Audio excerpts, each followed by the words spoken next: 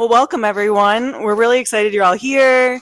Welcome to everyone on Zoom who's joining us online. And for anyone who has been to one of our classes before, we're the Food Co-op Cooking Squad. Every month we host one of these classes. It's usually the third Wednesday of the month. Different local chefs participate. If any of you guys want to teach a class, you can get in touch with us. And we're really just all about celebrating the range of knowledge and traditions and culinary experience amongst the co-op. So, our goal is to make cooking feel really approachable, seasonal, and fun. So every month we spotlight something different. Today's cheese, and we're really excited to have Yuri here. Yay, cheese! This is Susan, and I'm Jenny. And this is Yuri. You have Hello. seen him around the co-op doing the cheese thing and making the cheese amazing for all of us. So Yuri has been a co-op member since 1995 and a co-op employee since 2001. For the past 16 years, he's been our cheese, olive, bulk, and fine foods buyer, which means he's the person behind the thoughtfully curated cheese case many of us visit weekly or more often. He brings deep knowledge of sourcing, seasonality, and flavor, plus insider perspective on how the co-op selects and carries cheeses. Fun fact, the co-op sells over 5,000 pounds of cheese every week, and Yuri helps guide these choices. We're very lucky he's sharing his expertise with us tonight.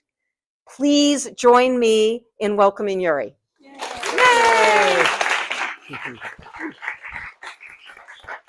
Well, thank you all so much.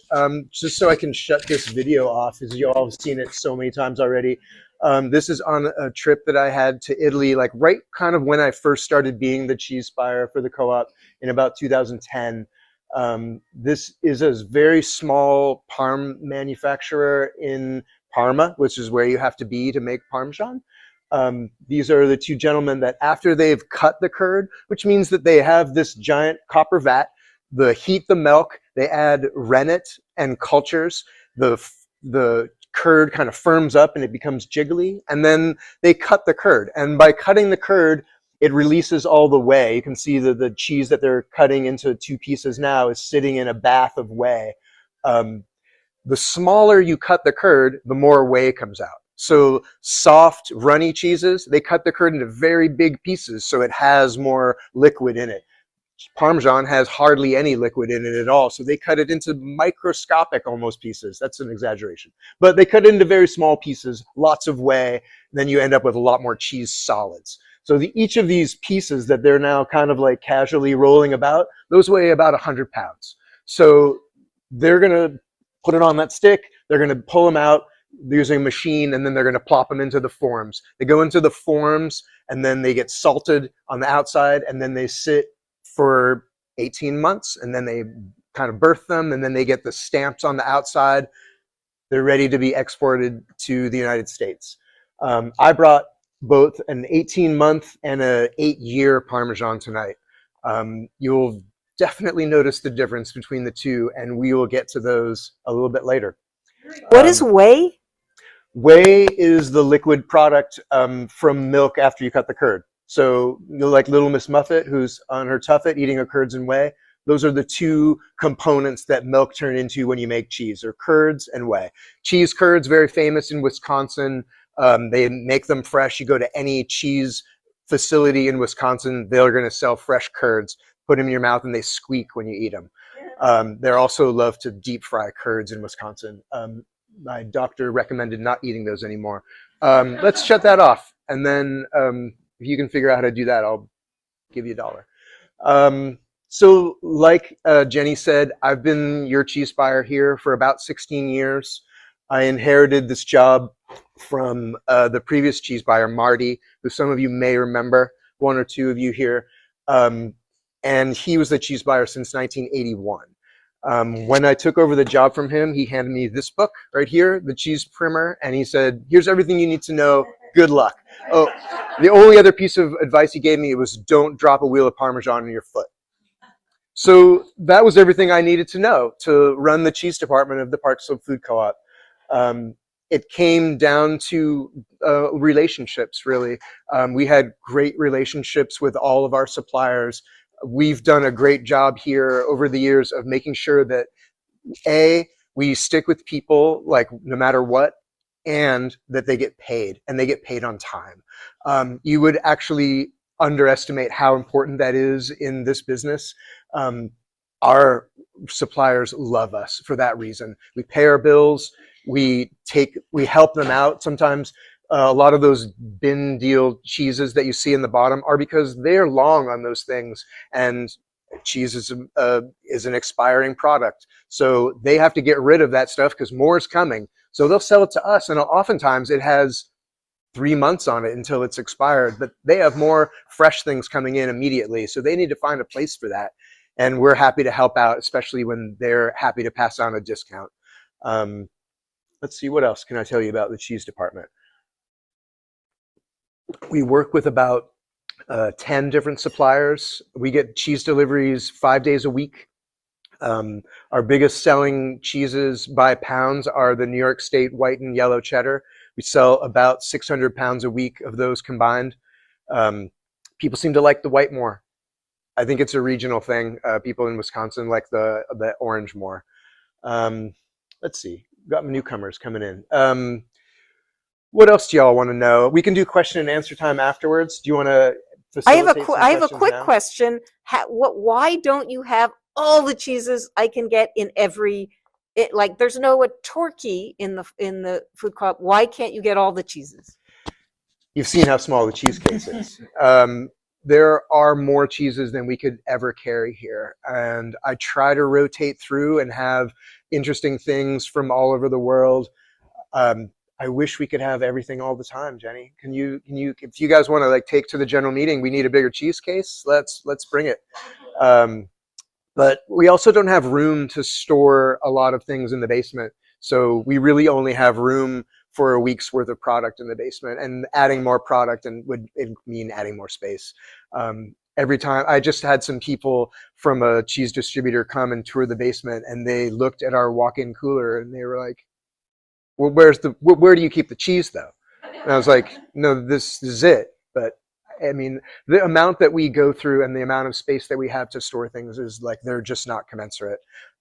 So we spend a lot of time just moving things around from one place to another, trying to find new places to stash cheese. Do you guys want to talk about what we brought tonight to taste? Let's do that. I brought 3 things tonight. This is Cabot cloth-bound cheddar, which is made by the Cabot Company, which is a very big cooperative of all different farms from all over the Northeast Kingdom, from upstate New York and into Vermont. These wheels are made and aged by Jasper Hill Farms, which is also in Vermont. They wrap the outside with lard and then wrap that with cloth, basically a muslin, kind of similar to like if you broke your arm and they wrapped your arm like that. The wrap does 2 things. It protects the cheese from molds that they maybe don't want to grow on the cheese, and it also draws out moisture. So things will dry out and develop a character of flavor a lot quicker. It's a very traditional British way to make cheddar. Most all cheddars are made in this particular shape. This is actually half the wheel, so it's about this tall, and then, yay big around. They typically weigh about 40 pounds. And the cheese ages in like it develops a really particular musty sort of smell, which you'd notice like right away. When you take the bandage off, there's lots of little mites in there, which are things that they're alive, but also like they're in the wrap, so they're not like part of the cheese. You're not eating animals when you're eating the cheese. And like I said, it develops a really nice kind of like particular musty flavor. I love that flavor. This is actually probably one of my top 10 cheeses. Also brought this cheese called Secret de Compostelle, which is an Assau Arati style cheese, which is made from raw sheep milk cheese from the Pyrenees. The Pyrenees is a kind of an area in between Spain and France in the mountains. The Basque people live there. Fun fact, my wife is from Boise, Idaho, which is the largest population of Basque outside of the Pyrenees. They have a whole like Basque region. It's delightful there. Um, raw sheep milk cheese, made from mountain milk, so all the sheep like graze there in the mountains. The Secret de Compostelle is called that because there was a place in between. So like they were like, is the milk from Spain? Is it from France? They don't really know. So it's a secret. No one knows where the milk's from, but it's probably from France. This is going to be served. Oh, the Cabot cloth bound cheddar I have with this balsamic compote, a pear balsamic compote. The Secret de Compostelle is going to be served with a traditional cherry jam. It's a Basque sour cherry jam. They go delightfully together. Last on the plate is going to be the Meseta, which is Manchego, but not made in La Mancha. So Manchego is a name protected cheese. All regions have a denomination that they put on cheeses to say that you can't call it this cheese unless it's from this area, made from the specific milk, made in a specific way. So all Manchego is a DOP cheese, which means that it's its region protected name. You have to make Manchego from in La Mancha with Manchego sheep. It's just how it's done. Meseta is made exactly the same way, but it's not from La Mancha. It's got a much better price point. Same with Secret de Compostelle. So it's like, this is a Saurati, but it's like a different name. So it's cheaper. This is Manchego, but it's a different name. So it's cheaper.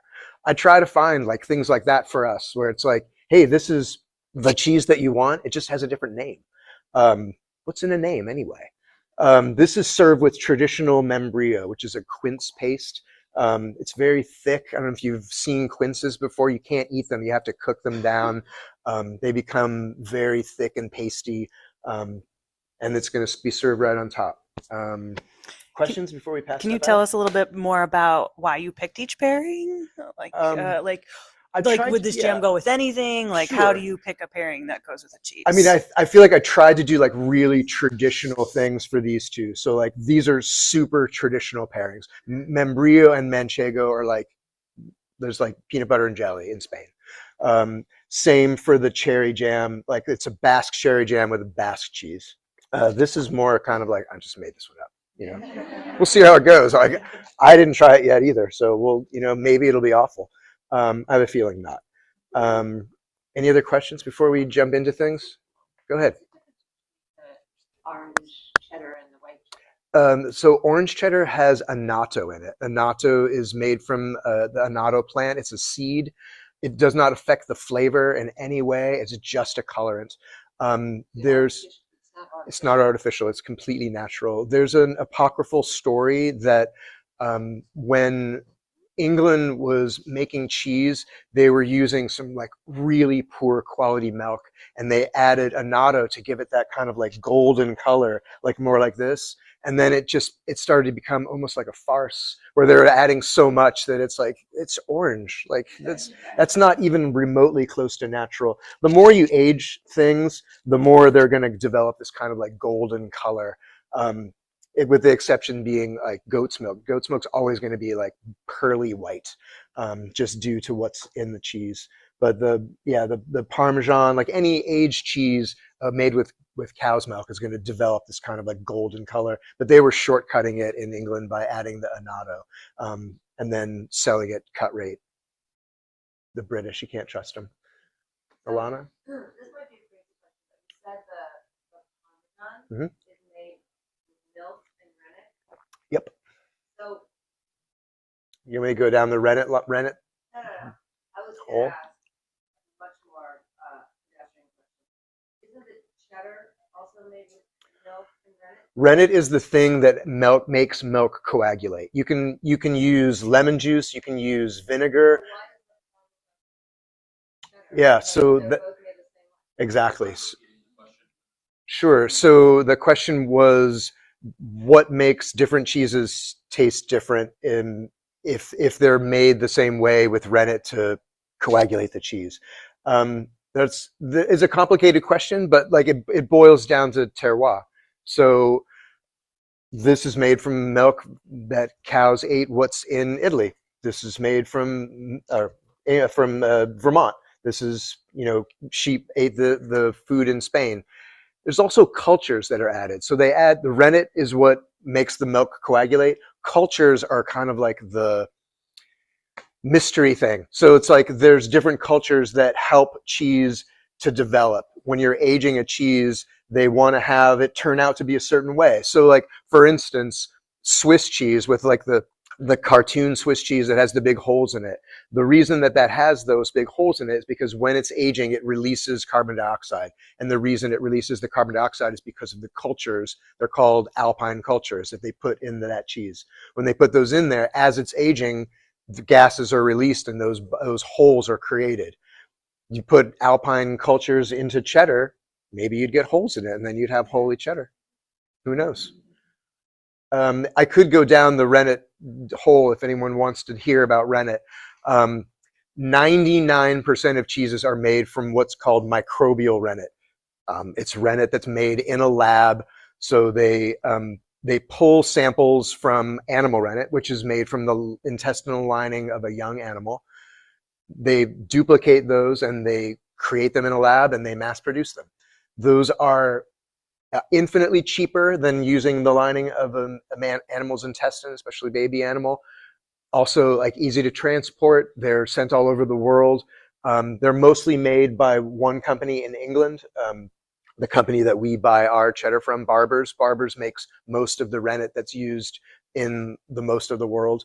It's a convenient and easy way to do things. The reason that they do still use animal rennet is because sometimes when you age things a long time, like for instance, Gruyere or other cheeses that use raw milk, they tend to like not turn out quite right. So the flavors may be just a bit off. So they do it the traditional way and they use animal rennet on those cheeses, working with the signage committee to provide the information to know, so you can know which cheeses have animal rennet in them.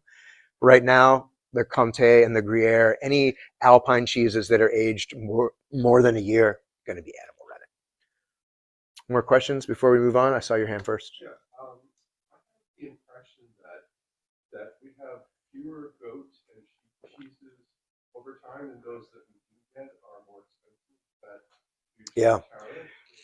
It's actually, so why are goat milk and sheep milk cheeses more expensive and why do we have fewer of them?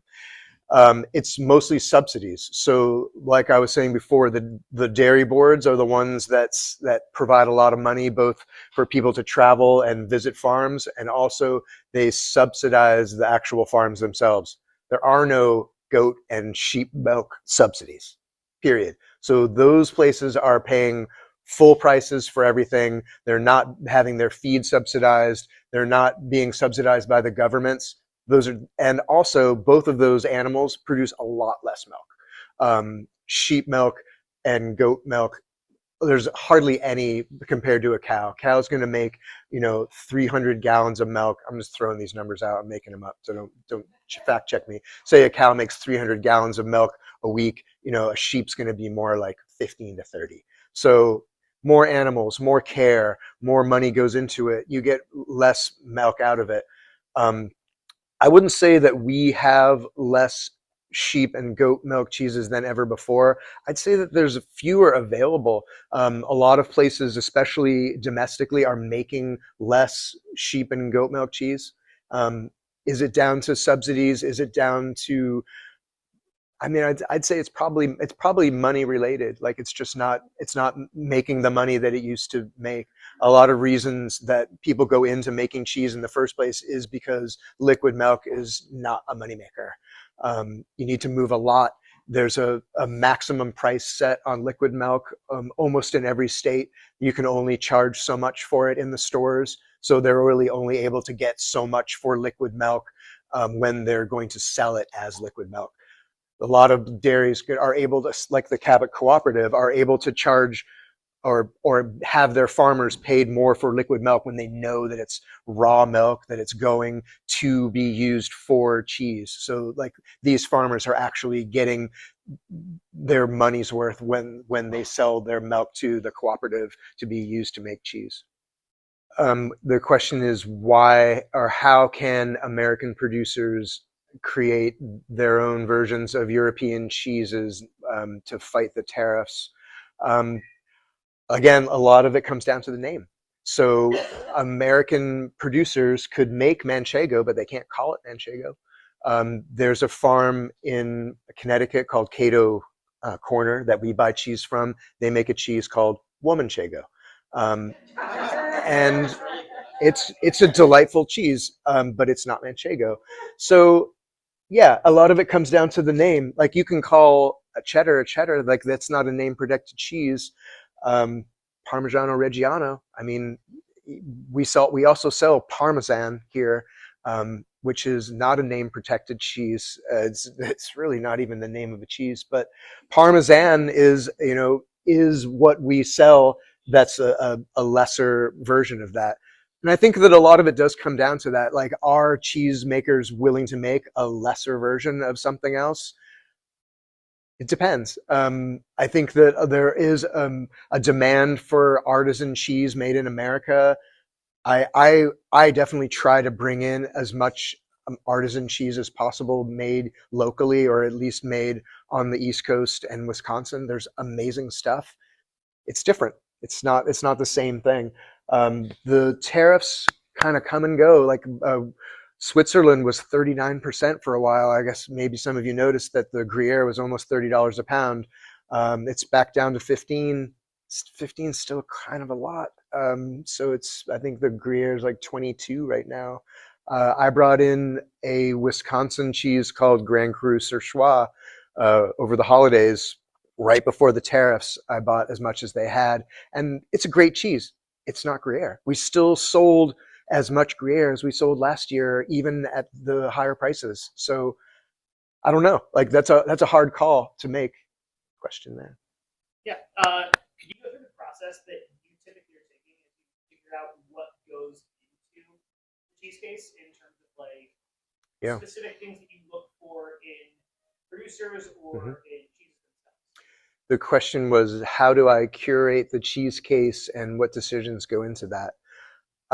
So the cheese case is kind of in three different parts. There's the top three shelves and the bins on the bottom right. The top three shelves are what I call like our supermarket cheese. It's not supermarket cheese, but like it's the cheese we have all the time. So those, I kind of inherited those from Marty and kind of like trimmed some and added some, but those are kind of like what we have all the time. I try to make sure we have at least those choices available to everyone. Then there's the like a bottom shelf with the little cutesy handwritten labels that I spend so much time making, and the bins on the bottom left. Those are ones that I definitely spend more time going into. The bins are things I try to get good deals on. So we work with some distributors, like I said, who are long on product, have things they need to move, are able to sell them to us at a great price. Fantastic. I'll take 200 pounds and we'll like throw it in the bin and try to have great things.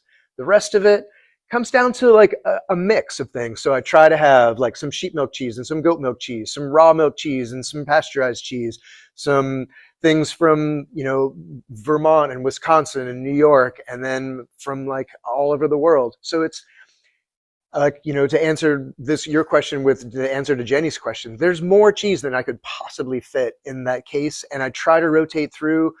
Like some of it's seasonal, some of it's like, like things are aged and ready to go at a certain time of year. Like we had those really delightful Rush Creek Reserve. I don't know if anyone got any of those. Like amazing cheese. They only have them November and December, and then they're gone. And so it's like I'd make sure to try to have those things and make sure to try to have things that I know are going to be better at that time of year. People are eating like raclette like crazy right now. People are melting cheese like crazy right now. So I try to have lots of Alpine style cheeses like for y'all to melt. Like it's that time of year. And then as we roll into springtime and summertime, to have more fresh goat milk cheeses and fresh sheep milk cheeses, like things with fresh herbs on them. Like that's just that becomes that time of year. And kind of roll through the seasons and like bring in interesting things like for those times of year.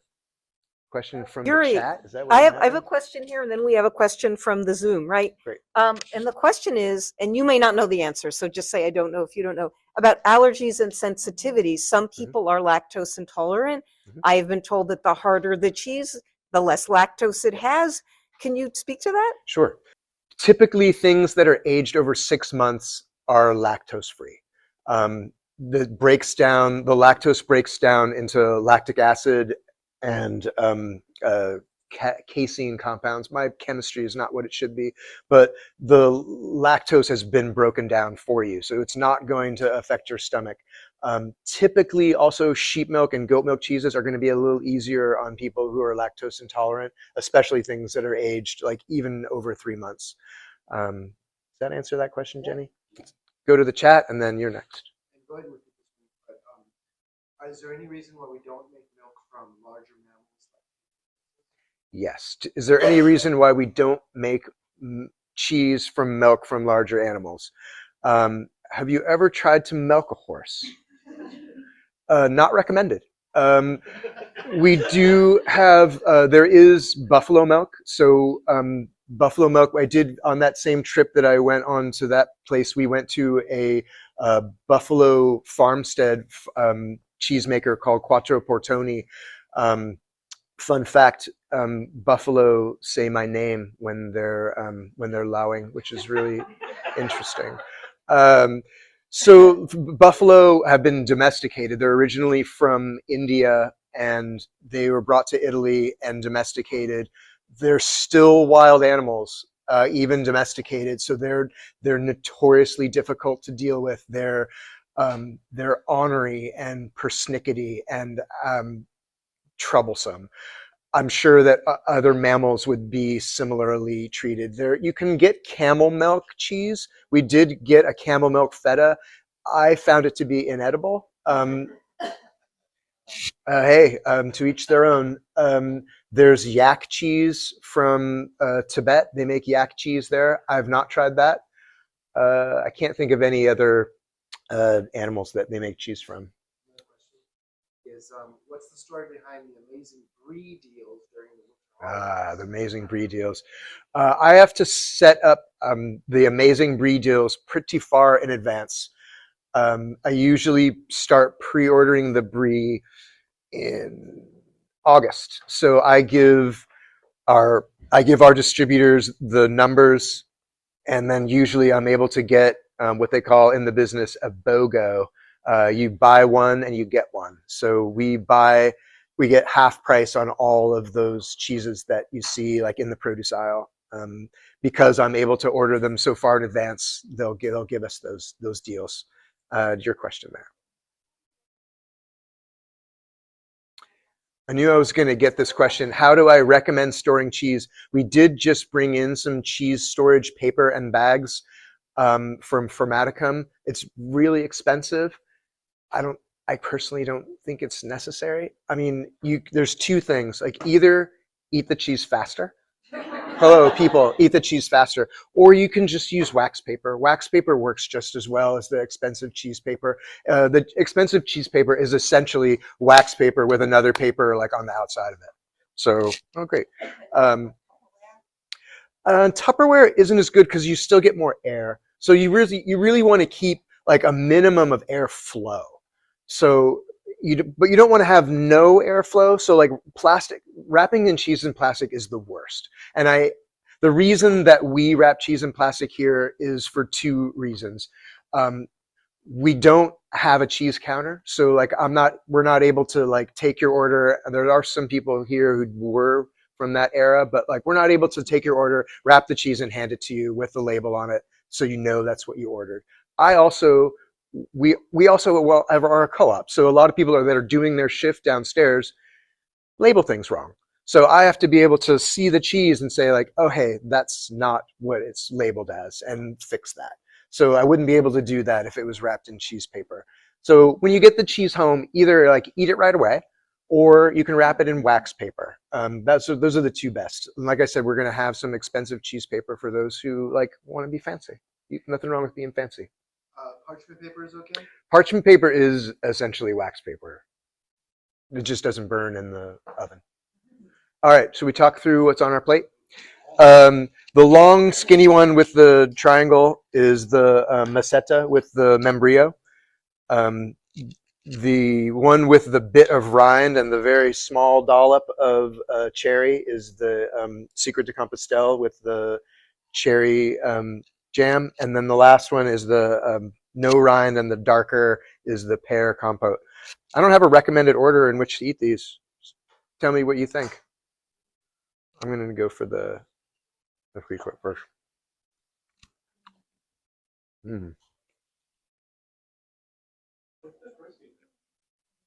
So those crackers, is the box still around? Those are the tocchetti that we sell in aisle 6B. They're Italian crackers. Thank you, Susan. They're my favorite crackers. They're so good. Yeah. In aisle 6, there's also on the rear end cap 3 flavored ones. There's rosemary, pepperoncino, and an onion. The onion, so good. It's like Funyuns, but this. Thank you. So Mitica is the importer that we buy all of our, I won't say all, 99% of our Italian, Spanish, and Portuguese cheese from. They were one of the companies that we had an amazing relationship when I took over. They're really not a distributor. They're an importer. They really shouldn't be selling to us, but we have a great relationship with them in that we're able to help them out on things that they have excess of. And being an importer rather than a distributor, they need to sell lots of stuff. So they need to move hundreds of wheels of things rather than like, hey, I'll take 1 or 2. So they import all things from Italy, Spain, Portugal, and now they also have a Swiss line. They do a great job. I think that they do a great job curating what they bring in. They work with a lot of really nice small producers. I wish I could have brought in like way more things, but I mean, I've only got until 8:30, so can't stay here all night. But yeah, I trust a lot of what they do. The membrillo is also Mitica. Yeah. What did you all try that you liked? Yum. Yeah. It's like nutty, and like the kind of like tang of the cherry really offsets that. Like one of the things that I think about when I'm pairing things is like, what's going to offset that? So for things that are super tangy already, like goat cheese, I want something sweet. So like goat cheese, I want a sweet thing, like raspberry jam and goat cheese. That's great together. Strawberry jam, like things that are like sweet without a lot of other things going on, really go well with goat cheese. I think that the Secret de Compostelle is like, it's nutty and complex, and the cherry jam kind of like cuts through it a little bit and like gives it a good definition. What about the membrillo? What did you think? Sorry, go ahead. Oh, I wasn't. You can ask questions too. Do you have like high level guidance for assembling these experience? Wow. Do I have high level guidance for creating a cheese experience? Yeah. I mean, the thing that I've always told people is just not to do too much. I feel like a lot of people try to do like too many things. It becomes overwhelming, and it becomes like you kind of get like decision paralysis. I think a lot of people, when they have like a choice of like 2 or 3 things, it's a little easier to deal with. I've often told people too that like a good way to think of things is either by type or by animal. So have like a goat cheese, a sheep milk, and a cow's milk. Or by type. So you could have a hard cheese, a soft cheese, and a blue cheese. Giving people like a different textures and different like things, way to experience them is just like an easy kind of guideline. I usually go in 3s. 3s is like better for my brain. More than that, and I get like decision fatigue. About what crackers getting in the way of the taste of the cheese? Yes, You know, I don't. always like, Yeah, yeah. Right. So the question was, do I think that the crackers get in the way of the tasting of the cheese? I don't put cheese on crackers. I just feel like crackers are they're more of a palate cleanser than they are like a vehicle. I mean, like there's nothing wrong with cheese and crackers, but it's just a snack. It's not like a tasting experience. If you want to have a tasting experience, like have the cheese by itself or with a decisive pairing that you've made. Like I think that the crackers just tend to like kind of just like dull down what you're doing or like make it more bland. Like I think these crackers are interesting. Like I like the way that they feel. They're like a textural experience, and like they have a really nice flavor, and it's like it makes it easier to like move on. Like I still have the taste of that Secret de Compostela in my mouth right now, and it's like not going to go away when I taste the next thing. But like if I have this cracker, it's going to make it go away first. Yes.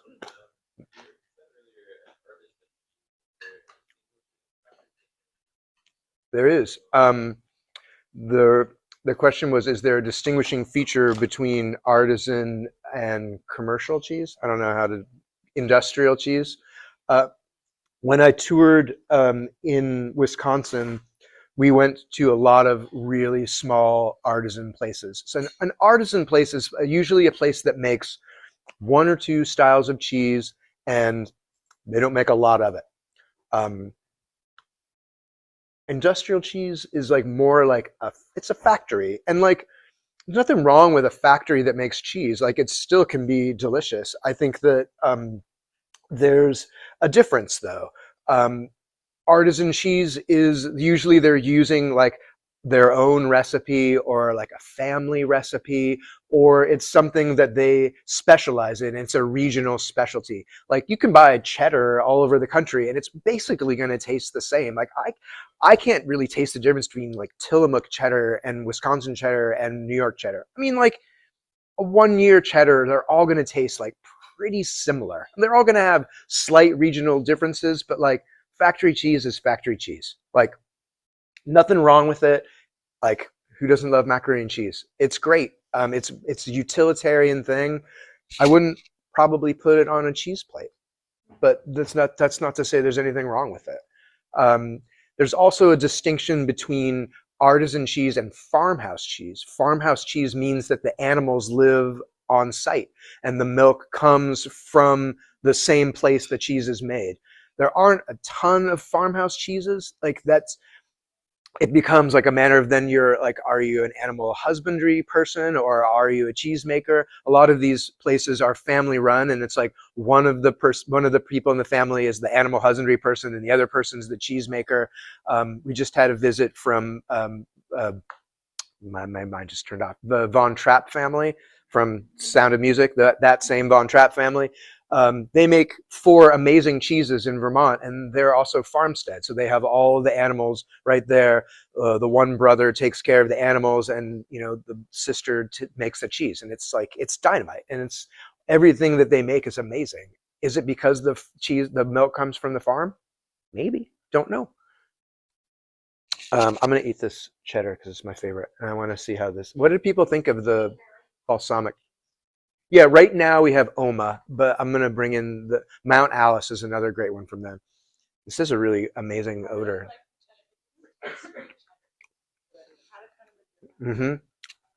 So that's the bandage wrapping on that. So it really changes the texture and the flavor of that. And like I said, it draws out a lot of moisture, so it dries out a lot faster, and you end up a lot of mouthfeel. Yeah. So what makes cheddar cheddar? That cheddaring is a process. So when they make cheddar cheese, the layering of the curd that's been cut on top of each other, that's cheddaring. So there's different ways to get the moisture out of the cheese after you've cut it. There's cheese presses, so they can press the cheese so the moisture comes out. Cheddaring, just using gravity to have the excess whey run out, that's the process, cheddaring. That's why a lot of cheddars taste different from one another. Like I know I'm contradicting myself, but like a lot of processes of artisan cheddar, they're going to taste much different because they're making it different ways, even though they're using the same process. Y'all ready to try to move on to this Parmesan tasting? It's going to be wacky. Let's just hand out both the plates, but then all right, fair enough.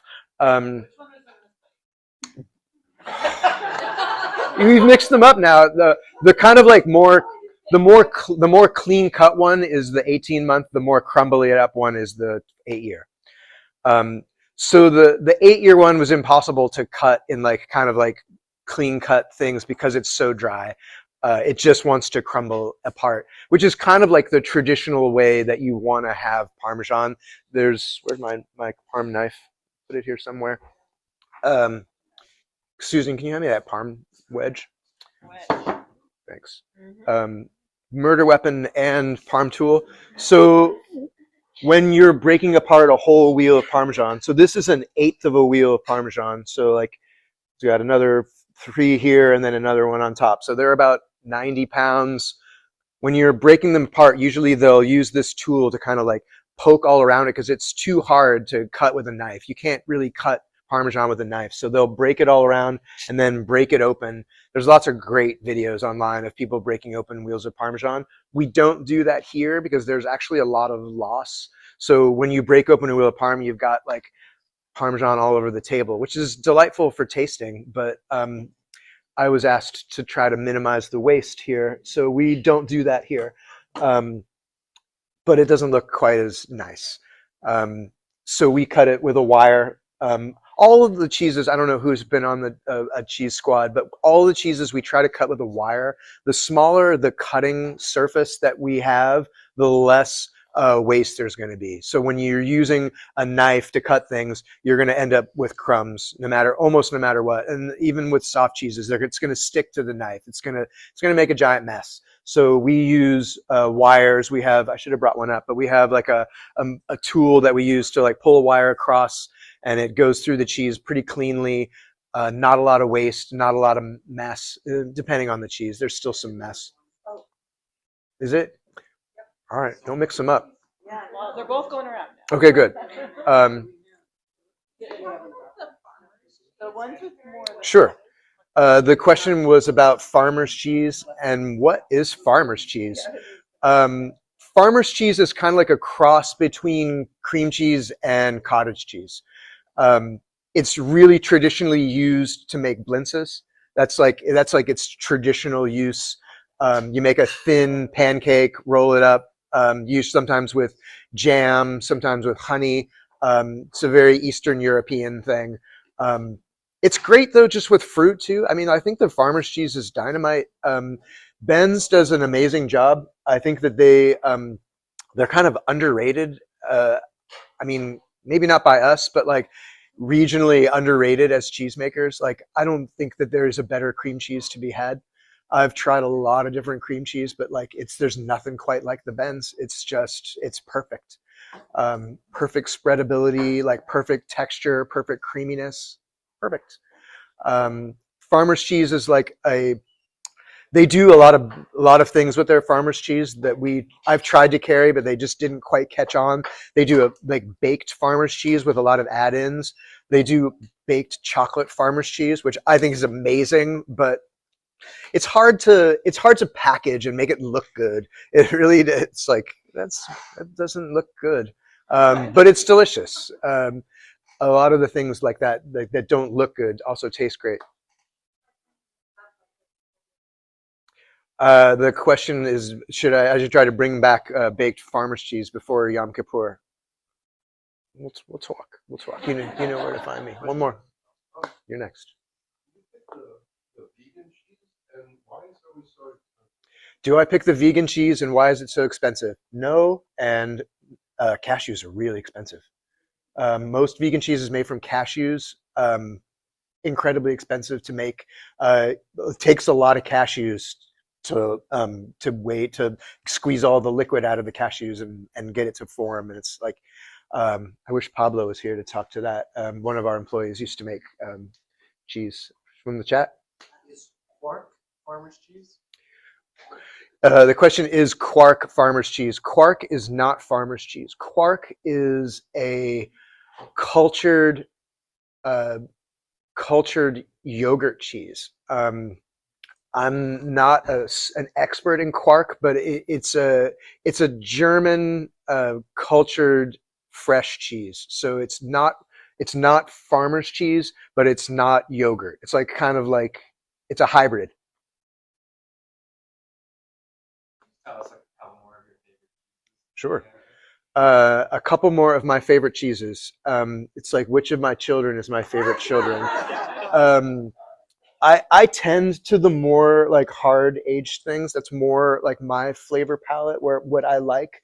That said, I love the fromage dauphinois. I think it's also like one of the like underrated cheeses here. Fromage dauphinois, which is a triple cream. It's actually a double cream, but like, once you get over 60% fat, that becomes a double cream. After 75%, that's a triple cream.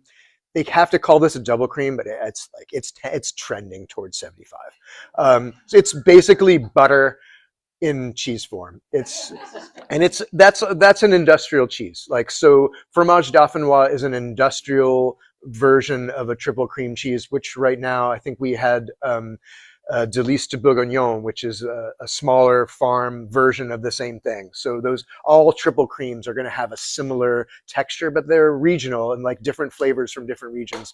The Délice de Bourguignon is, or the Crémeux de Bourguignon is from Burgundy, so it's going to have the terroir of Burgundy. There's different triple creams that are going to have different terroir from different areas. You get different like flavor profiles. Like you can really taste like what the animals are eating if you've like really put your mind to it. Kayla?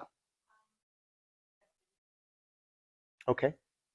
What happened to halloumi?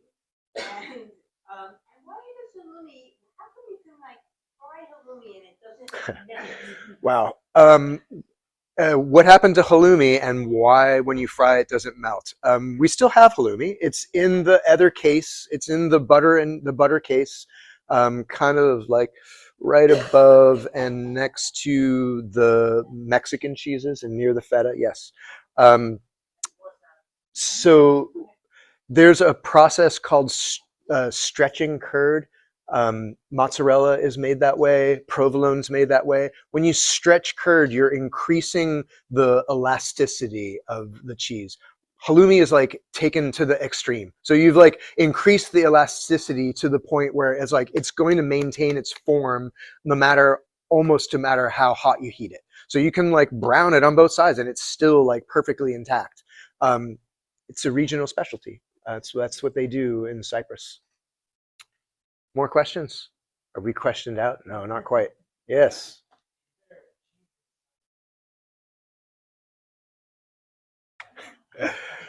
Is there a cheese at the co-op that sells a lot and I'm surprised about it? Wow. I feel like I don't want to talk bad about any cheeses because there might be fans of that cheese here. I mean, like Munster is one of those things. Like, why do people buy that? I don't quite get it. Like, Really great on a bagel. I mean, like, I understand why we would sell sliced Munster, but like the chunks of Munster, like, what are people doing with that? Like, I don't quite understand. Like, it doesn't make any sense to me. Like, it's a fine tasting cheese. Like Munster's it's that same annatto thing. So they put annatto on the outside of that. It's to mimic a cheese from Germany called Munster. It's actually from Alsace, but it's northern France in Germany. It's a disputed area.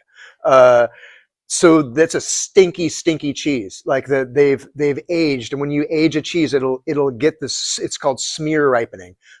When you wash the outside of a cheese with a solution, they usually wash it with wine. It'll develop a color. Like really traditional Munster is going to be bright orange, but it's not bright orange from annatto. It's bright orange from mold that's grown, and this culture's on the outside, and it stinks to high heaven. Munster doesn't, and it's a regional cheese that they were kind of like trying to create a Wisconsin version of this cheese from Alsace and Germany, and it's like, what are you doing? What are we doing here? I think I saw here and then you, right? No, he was here. My question was, is there a particular balsamic recommended? Is there a particular balsamic that I recommend to pair with which? With aged Parmesan. I'm not a purist when it comes to balsamic. I think that the balsamic cremas are way better at pairing with things than aged balsamic. I don't like, and then this is going to sound maybe trite, but like I don't like the way it looks. Like it kind of just like runs off onto the plate, but like a crema, like it'll stay on there, and it's like you squeeze it out of the bottle, and a balsamic crema is it's mixed, it's cooked down, so you can't technically cook a balsamic vinegar. It's just barrel aged until it reaches the thickness. So like a really thick balsamic vinegar could be aged 50 years. So you're going to pay like $500 for a 250 milliliter bottle of balsamic. You can get like a crema for like $4, and it's not the same thing, but I think it's an enjoyable experience. That would be my choice, is like a crema rather than an aged balsamic. Oh, I was going to ask about mold. Yeah. Right, 'cause obviously I could bring up the mold movie too if you want to watch that. No, sorry. But I'm just wondering, like, about the types of Sure. cheese and like what mold. Right. Great. I have a good answer for that. The question is about mold and how to identify what's edible and inedible. White mold is totally fine. You can eat it. You can scrape it off. It doesn't matter. There was a big kind of hullabaloo for a while about the orange cheddar and like there being mold on the outside. It wasn't mold at all. It was calcium crystals. So like as the whey would evaporate, calcium crystals would dry on the outside and they would be white. People thought it was mold. It's not mold. You can eat it, you can scrape it off. The same goes for mold. So if you have mold that's white on the outside of a cheese, you can eat it, you can scrape it off. Pink mold, you don't want to eat that.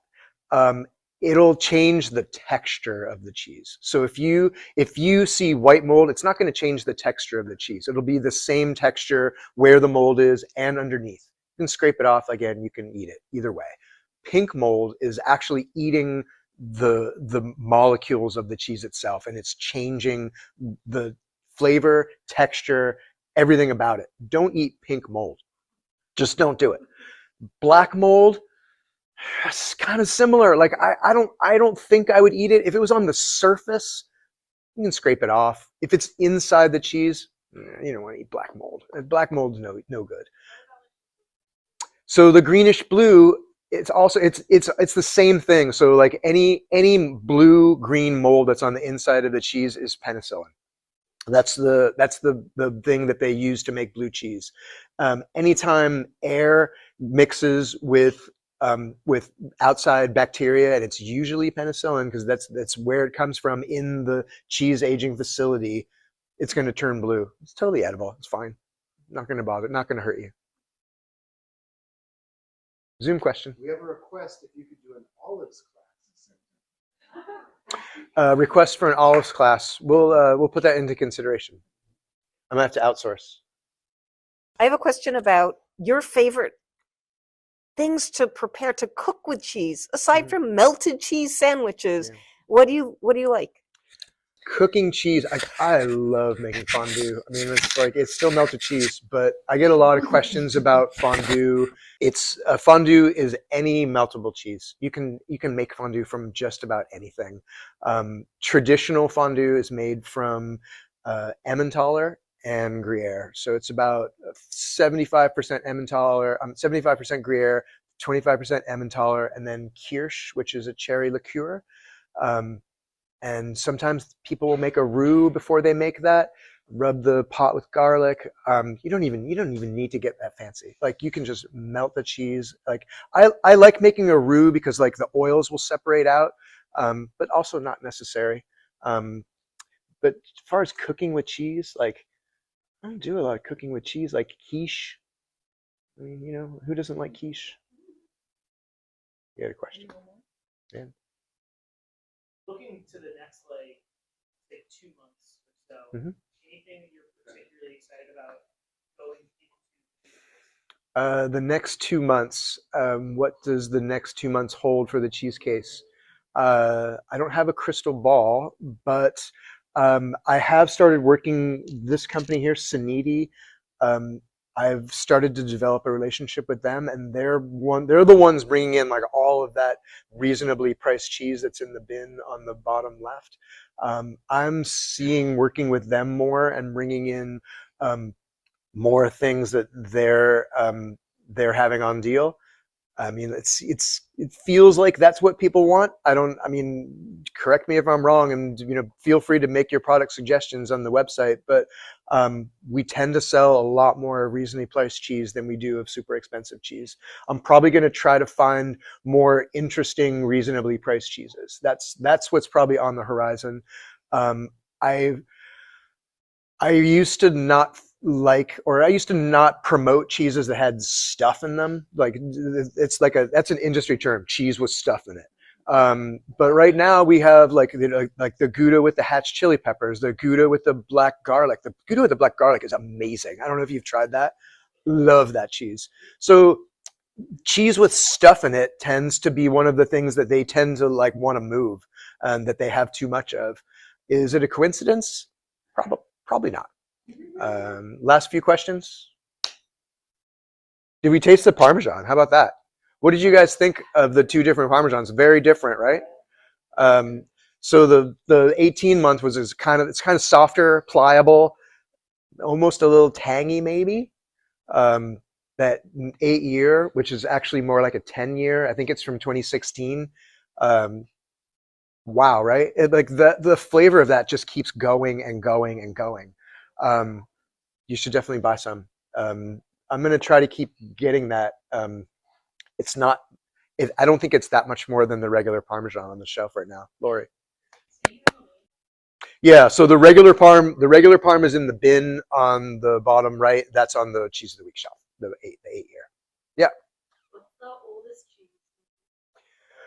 We had what's the oldest cheese I've eaten? We had a 17-year cheddar from Hooks. And I think I remember making the sign. I was like, oh, this is from the Obama presidency. And it gets like, I feel like there's a point at which I feel like aged cheddar especially kind of goes into the like too acidic range. I don't want to say what the acidic flavor is exactly, but like it's just a little too, it doesn't work for me.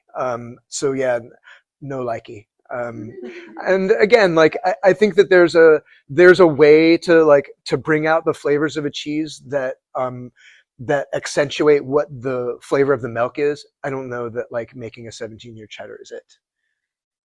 Last questions. No, yeah, hit it. Okay, well, we'll find someone else.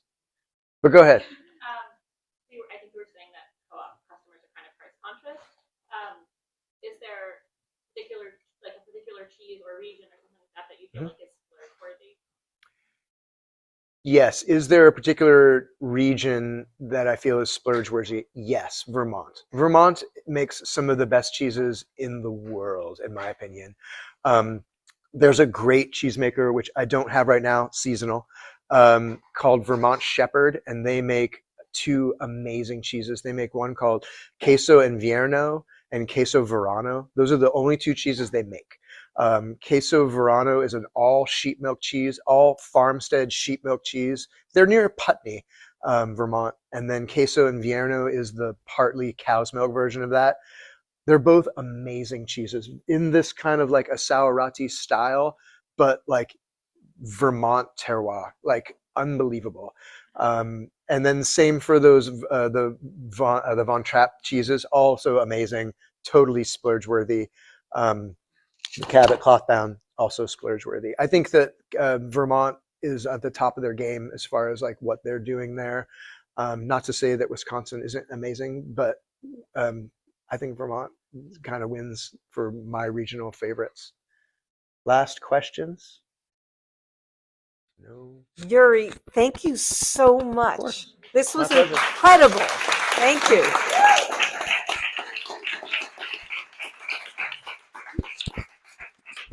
All right. Thank you all for coming.